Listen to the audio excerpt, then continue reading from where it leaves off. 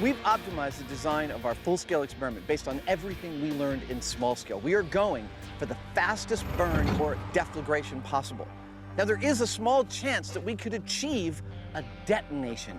Let's lay some cable. That means in order to be safe, we have to remove all of our systems, the gas release, the gas monitoring, and the ignition, almost a quarter of a mile away.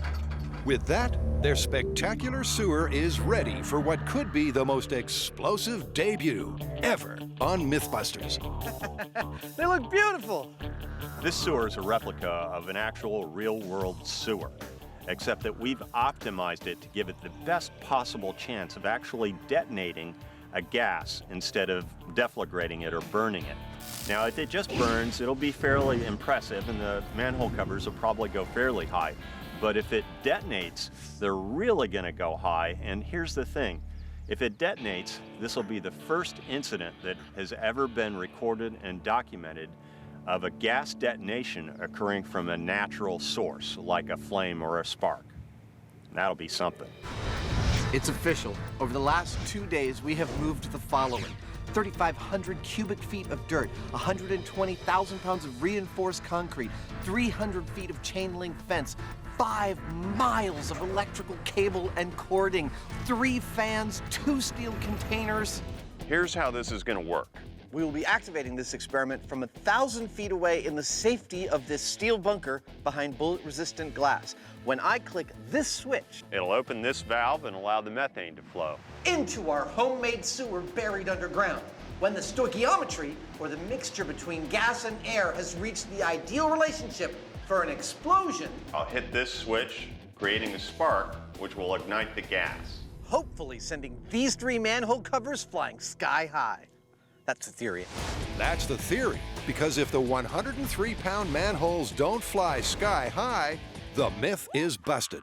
What we need to see for this myth to be true is pretty straightforward. We need to see some type of shockwave or explosion that does not destroy the sewer and yet launches the manhole covers. And I'm not talking like a boonk boonk. I'm not even talking like a boonk boonk. I'm talking launches them. Indeed, but this is a very complex setup, and there's a lot that could go wrong.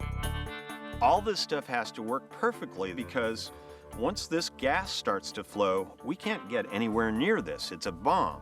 So I'll just keep my fingers crossed. Well, with the fire department on standby, there's only one way to find out if those manholes will fly. You ready? I'm going to start the flow of gas. Let her rip. It will take 100 cubic feet of methane to get their sewer to the optimum explosive ratio. 21 cubic feet. About 2%. 1/5 of the way there. The slow flow of methane into the drain is a strain on their nerves. The suspense is killing me.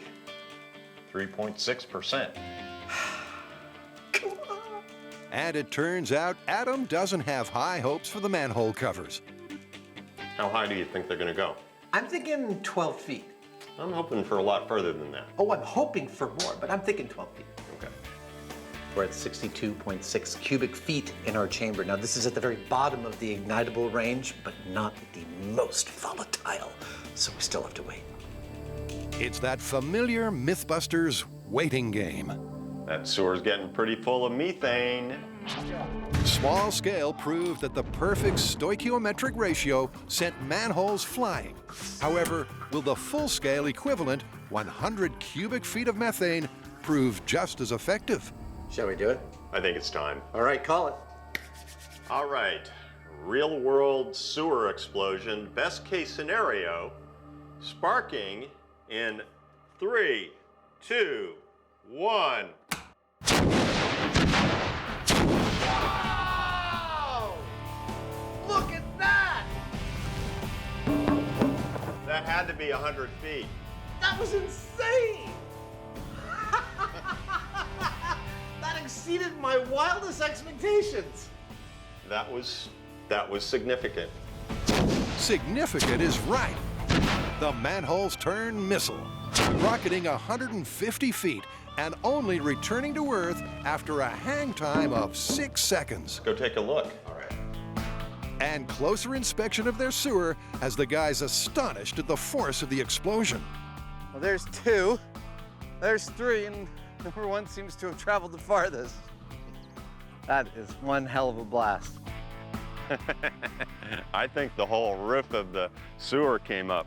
Well, as I'm walking on it, I can feel it feels soft. Do you feel that? That's what I'm saying. All this dirt kind of came up in the air a foot or something. We should check our high speed. That was awesome. Yep, and from the safety of solid ground, the high speed shows that the deflagration of the sewer sent earth and manholes flying. There they go. Wow, it's perfect. They look like flying saucers taking off. Look at number 2 showing itself to the camera.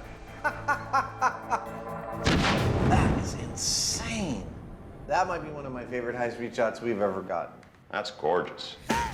Gorgeous, and also very revealing. Now, seeing fire coming out of that manhole cover and not the others is telling us that this is not a detonation. If it was a detonation, it'd all be simultaneous. We're not seeing that, so this is a burn. Yep, but a burn big and fast enough to bring the manhole mayhem to a close. Well, if there's one thing everyone knows they can expect from a sewer explosion, it's that number 2 is gonna fly into the air, and that's what happened. I'd say mission accomplished. You know, it kind of makes you wonder. Could you get a jet of fire like that coming out of the toilet when you're sitting on it if something like that happened?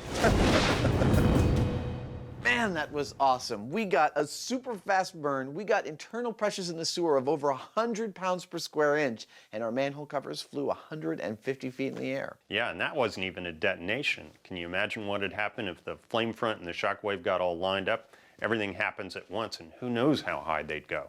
Still, we have plenty of information to fully call this myth. Yep, it's confirmed. Totally confirmed. Sometimes the truth is far more spectacular than fiction.